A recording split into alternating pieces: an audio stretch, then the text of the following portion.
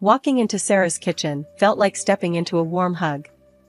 The smell of roasted chicken mingled with laughter and chatter, creating a cozy atmosphere that immediately put me at ease.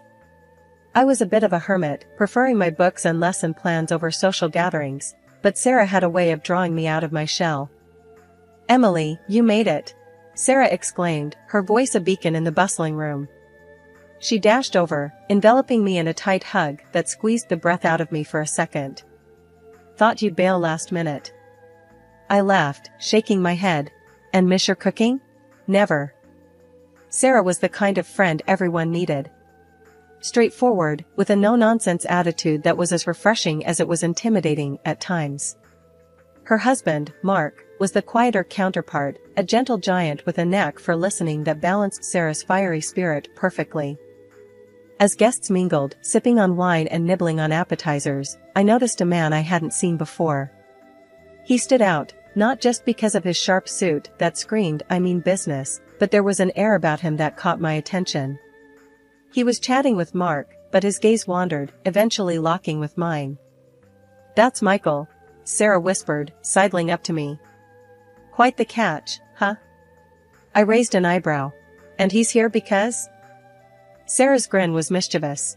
"Let's just say, I might have played matchmaker tonight." Before I could protest, Sarah was dragging me across the room, my heart hammering in my chest. "Michael, this is Emily, the friend I've been telling you about. Emily, meet Michael, the city's most eligible bachelor." Michael extended his hand, his grip firm but gentle. "Pleasure to meet you, Emily." His voice was smooth, with a confidence that made my knees wobble a bit. "Likewise," I managed to say, hoping my nervousness wasn't too obvious. Dinner was served, and conversations flowed as freely as the wine. Michael was easy to talk to, sharing stories of his travels and business ventures that sounded like they were from another world compared to my quiet life as a teacher. "So, Emily, Sarah tells me you're shaping young minds. That must be rewarding," Michael said, his eyes twinkling with genuine interest. I shrugged, feeling a blush creep up my cheeks. "It's more like herding cats, but yeah, it has its moments." Michael laughed, a sound that made my heart flutter. "I can only imagine. It takes a special kind of person to do what you do." The evening flew by in a blur of laughter and shared stories. As the night wound down, Michael offered to walk me to my car, a gesture I found charmingly old-fashioned. Standing beside my car, the cool night air felt electric between us. "I had a great time tonight, Emily. I was wondering if you'd like to go out sometime, just the two of us?" I hesitated, not used to this kind of attention. That sounds nice, Michael." "Great. I'll call you," he said, his smile sending a wave of warmth through me. "Yeah, I'd like that," I replied, the smile on my face feeling permanent. Driving home, I couldn't shake the feeling that tonight was the start of something new. Little did I know, that dinner at Sarah's wasn't just a simple gathering.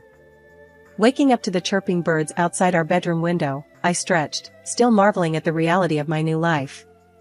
Married to Michael, living in a house that seemed straight out of a magazine, it was a far cry from my cozy, somewhat cluttered apartment back in the city. The smell of coffee wafted up, pulling me out of bed and downstairs, where Michael was already up, looking every bit the successful businessman, even in his casual morning attire. "Morning, beautiful," he greeted, his smile bright. "Coffee?" "Yeah, thanks," I mumbled, still rubbing the sleep from my eyes. Taking the mug, I sipped the strong brew, letting it chase away the remnants of sleep. "So, what's on the agenda today?" Michael asked, his tone casual as he glanced over his phone. I shrugged. Thought I'd unpack some more boxes, maybe explore the neighborhood a bit. Michael nodded, his attention half on me, half on the emails he was scrolling through. "Sounds good. I've got meetings back to back today, won't be home till late." This had become the norm since we moved in. His presence, once constant and comforting during our courtship, had become more like a guest appearance in our home. I brushed off the nagging feeling of loneliness, chalking it up to the adjustment period of marriage. That evening, when Michael finally came home, I decided to broach the subject. "Hey, can we talk?" I asked as he loosened his tie, looking exhausted. He raised an eyebrow, sitting down on the sofa. Sure, what's up? It's just, I feel like we're ships passing in the night lately. I miss us, I admitted, feeling a lump in my throat. Michael sighed, running a hand through his hair. You know how it is. The business, it's demanding. I'm doing this for us. I know, I do. But maybe we could set aside some time, just for us? A date night or something? I suggested, hopeful. He looked at me for a long moment before nodding. You're right. I'm sorry, Em. Let's do that. How about Friday night? Dinner at that Italian place you love? A smile broke through my worries. I'd like that. As we settled into a comfortable silence, me curled up with a book and Michael with his laptop, I couldn't help but feel that this was just a hurdle we'd overcome together. After our quiet moment of reconciliation, the days started to blend into one another. Michael tried to make time for us, scheduling those promised date nights, but his phone was always buzzing, pulling him back into the world of work. I found solace in setting up our home, making it ours, filling it with warmth and love, hoping it would bridge the gap that his absence created. One evening, as we sat on the back porch watching the sunset, a rare moment when his phone was silent, I decided it was the right time to bring up the topic that had been weighing on my heart. Michael, have you thought about us having kids? I ventured, my voice shaky with nerves. He looked at me, surprise flickering across his face, before it settled into a contemplative frown. Kids? You know how chaotic things are right now. I barely see you as it is. Bringing a kid into this, we're just not ready. I felt a sting at his words, a mix of disappointment and frustration. But we won't ever be ready. There's never a perfect time. I thought. We talked about this before. Michael let out a heavy sigh, running his hands through his hair. I know we did. But things are different now. The business is at a critical point, and we're just not in the right place for this, Em. His words felt like a punch to the gut, leaving me winded. It wasn't the response I hoped for, and it hurt more than I expected. So, what? We just keep waiting? Until when? Until it's too late? Come on, don't be like that. It's not about putting it off indefinitely. Just, not right now, okay? Let's get through this patch, and we'll revisit. I promise, he said, his tone gentle, but firm. I nodded, not trusting my voice. The conversation had not gone as I hoped, leaving a heavy silence between us. As the night drew in, the gap between us felt wider than ever. 2 years flew by, and the change in Michael was like night turning into day, only in reverse.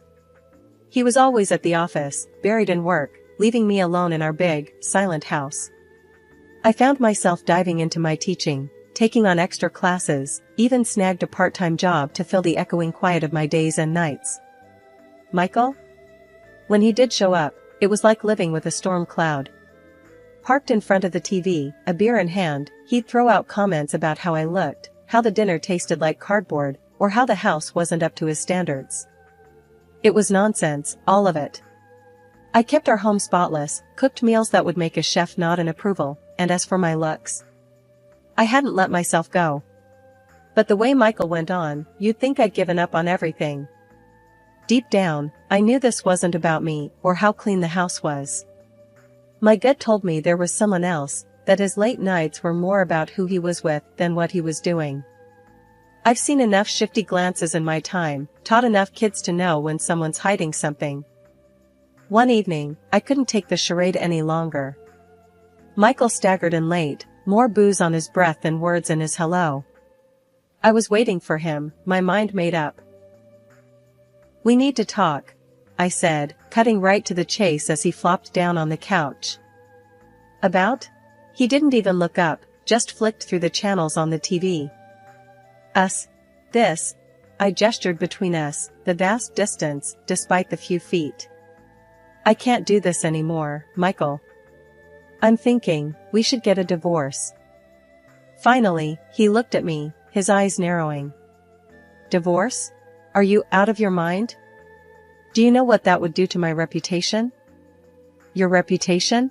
I couldn't believe my ears. Is that all you care about?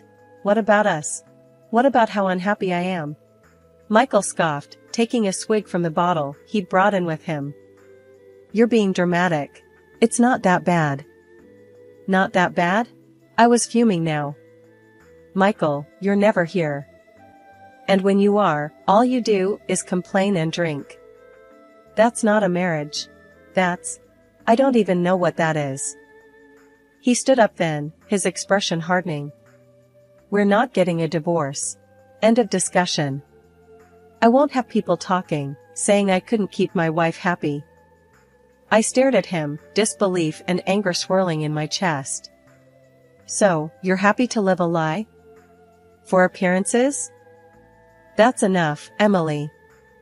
I'm going to bed. We're not talking about this anymore. With that, he turned and left the room, leaving me standing there, my heart breaking in silence. The last couple of months had been rough.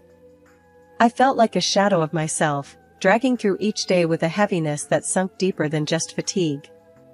Food lost its taste, and my clothes hung loose on my frame. Teaching, something I'd always loved, became a chore I barely got through. Michael seemed oblivious to it all, more concerned about the dust on the TV stand than the fact I could barely muster the strength to get out of bed. It got to a point where even I couldn't ignore it anymore. Something was off, and it wasn't just the blues. Dragging myself to the doctor's office felt like climbing a mountain, but I needed answers. Sitting in that sterile room, when the doctor told me I was pregnant, it was like a jolt of electricity. Happiness, fear, confusion, it all hit me at once. But through that storm of emotions, one thing stood clear: I wanted this baby, even if it meant going it alone. Telling Michael should have been a moment we shared, but given the state of things, I was dreading his reaction. My fears weren't unfounded. When I finally mustered the courage to tell him, his reaction was like a slap in the face. Pregnant? His voice was a mix of disbelief and anger. You want to bring a kid into this mess? I stood my ground, holding on to the newfound resolve that came with the thought of being a mother. Yes, I do. And I'll raise this child with or without you. Michael laughed, a harsh sound that echoed off the walls. Without me? You think you can handle this on your own? You're not exactly young, Emily. His words stung, but I was beyond caring about his opinions. I am fully capable of raising this child. It's clear you don't want any part in this, so maybe it's best if you leave. That set him off. Michael was furious, his words a venomous stream I refused to absorb. He stormed out, and the silence he left behind was a relief compared to his presence. 3 days passed without a word from him. I was alone, truly alone, with a life growing inside me and a marriage crumbling around me. I couldn't understand how we got here, how the man I married became a stranger, how our plans for a family turned into a battleground. My mind was a jumble of thoughts, worries about the future pressing down on me. That's when I stumbled upon something that turned my already upside-down world completely inside out.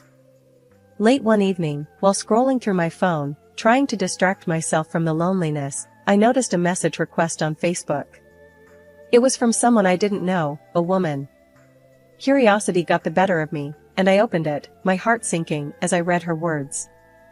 The message was brief, but clear. She claimed to be in love with Michael, telling me to let him go, because he didn't love me anymore. My initial reaction was disbelief, followed by a bitter laugh. Of course, there was someone else. The late nights, the detachment, it all made sense now. But seeing it in black and white was a slap I wasn't prepared for. Fury and hurt swirled inside me, urging me to do something, anything. So, I did what any self-respecting, scorned woman would do. I went to her profile. There, smiling back at me from the glowing screen, were pictures of Michael and her, cozy and smiling, a stark contrast to the coldness I'd been living with. I felt sick, my hands trembling as I put the phone down. It was one thing to suspect, another to have it confirmed so blatantly. I needed to confront Michael, to hear him admit it. But first, I needed support. Staring at my phone, the message from Michael's mistress still burning bright on the screen, I felt a surge of disgust and betrayal so intense it was like a physical blow. My hand shook with a mix of rage and heartache. Without thinking, I dialed Anna, my sister, needing someone to anchor me in this storm. Anna. I choked out the moment she answered, my voice a whirlwind of emotions. He's been cheating. There's someone else, and she had the nerve to message me. Anna's voice came through, sharp and clear, laced with anger on my behalf. That lowlife. Are you okay? What are you going to do? I'm done, Anna. I'm filing for a divorce. I can't do this anymore. Not only that, I'll make sure he pays for this, compensation for his cheating and alimony for the baby. I said, my voice growing stronger with each word, my resolve hardening. Before Anna could reply, a shadow fell over me. Michael had entered the room, his face a mask of fury and shock. Without a word, he snatched the phone from my hands, ending the call. Filing for divorce, huh? And you think I'm going to just roll over and accept that? He spat out, his voice laced with disdain. I don't care what you accept. You've made your bed, and now you're going to lie in it. I want nothing to do with you. I shot back, my heart pounding in my chest. Michael sneered, a cruel smile twisting his lips. I'm not marrying her, Emily. It was just an affair. And you think I'll give you a divorce? Pay you alimony? He laughed, the sound bitter and cold. I won't let you drag my name through the mud. And I sure as hell won't be paying for a kid that might not even be mine. His words were like daggers, but I stood my ground. You don't have a choice. I'll go through the courts if I have to. You think you can live this double life, juggling your wife and your mistress, without any consequences? You're wrong. Michael's anger seemed to boil over at that. You have no idea what you're getting into. I won't let you ruin me. He hissed, his face inches from mine. I'm not the one who ruined us, Michael. You did that all on your own. And now you're going to face the consequences, I said, my voice steady despite the storm of emotions raging inside me. The words Michael spat out about not wanting the baby and his refusal to leave his double life behind hit me hard. I was reeling from his coldness, his outright cynicism. In that moment, my decision was made, I was leaving. But as I turned to grab my things, a sharp pain cut through my stomach, so intense it ripped a scream from my throat. Michael, call an ambulance. I gasped, doubled over in pain, clutching at my belly. He looked at me, annoyance flickering in his eyes, before being replaced by a reluctant sense of responsibility. I'll drive you, he muttered, clearly irritated by the inconvenience. It was pouring outside, the kind of relentless rain that blurred the world into a watery haze. I struggled to the car, each movement a burst of agony. Michael drove, silent and tense, as we navigated the slick country roads. Then, horror struck, a warm rush of blood, a crimson stain spreading over my clothes and onto the car seat. Michael! I cried out, terror seizing me. There's so much blood.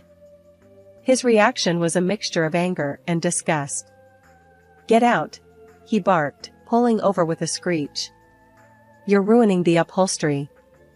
In disbelief and pain, I somehow managed to get out of the car, expecting I don't know what. Help, maybe? But Michael just drove off, leaving me there alone, in pain and bleeding on the side of the road. I don't know how long I was there before darkness swallowed me whole. When I woke up, the sterile white of a hospital room greeted me, and my sister, Anna, was there, her face etched with worry and relief. Emily, thank God, she breathed out, squeezing my hand. I found you on the road. I was so scared when our call dropped, and I came looking for you. The pain had dulled to a throb, overshadowed by a heavy sense of loss. The baby? I whispered, fearing the answer. Anna's eyes filled with tears. I'm so sorry, Em. They couldn't save the pregnancy. Grief washed over me, a tidal wave of sorrow for the life that would never be. Amidst the pain, Anna shared that Michael had been in an accident too, found not far from where she'd found me. It seemed fate had a cruel sense of irony. He's here, in the hospital. It was his fault, the crash, she said quietly. It wasn't long before a police officer entered my room. He was a middle-aged man with kind eyes, introducing himself as Officer Daniels. He pulled up a chair, his demeanor gentle yet professional. "Mrs. Thompson, I understand this is a difficult time for you, but I need to ask you some questions about last night.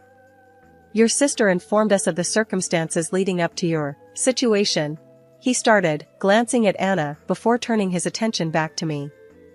Taking a deep breath, I nodded, signaling him to continue. "Yes, I'll tell you whatever you need to know." Officer Daniels nodded, taking out a notepad. "Can you tell me about the argument you had with your husband?" The memories came flooding back, and I recounted the events, my voice steady, despite the pain that throbbed in my heart. "We argued about our failing marriage, about his infidelity. And then, when I needed him the most, he abandoned me on the side of the road." The officer's brows furrowed as he scribbled down notes. "And he was aware of your condition? That you were pregnant?" "Yes, he knew. I told him, and he didn't care. He left me there alone," I managed, the bitterness in my voice surprising even me. Officer Daniels' expression softened.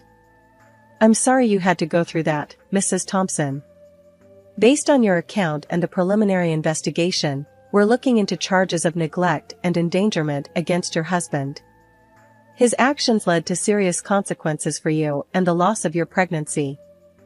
Anna squeezed my hand, her presence a silent support. The thought of Michael facing consequences for his actions was a cold comfort, but it was justice, however small. "What happens now?" I asked, the weight of everything crashing down on me all at once. "We'll proceed with the investigation, and I'll need you to provide a formal statement when you're ready. We'll do everything we can to ensure your husband is held accountable," Officer Daniels assured me, his voice firm.